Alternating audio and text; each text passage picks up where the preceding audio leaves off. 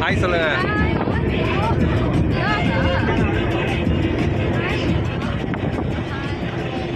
தம்பி ஹாய் சொல்லுப்பா. ஹாய். எல்லாருமே நாங்கள் மதுரைக்கு போயிட்டுருக்கோம், அழகர் கோயிலுக்கு.